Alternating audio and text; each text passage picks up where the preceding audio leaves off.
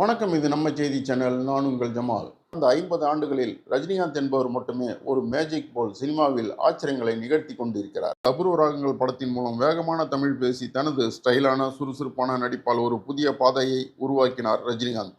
இன்று அது அவருக்கான ராஜ பாதையாக உள்ளது. அதில் கடந்த 15ஆம் தேதியுடன் அவரது 50 ஆண்டுகால சினிமா பயணத்தை நிறைவு செய்து வெற்றிகரமான 51வது ஆண்டை உற்சாகமாக தொடங்கியுள்ளார்.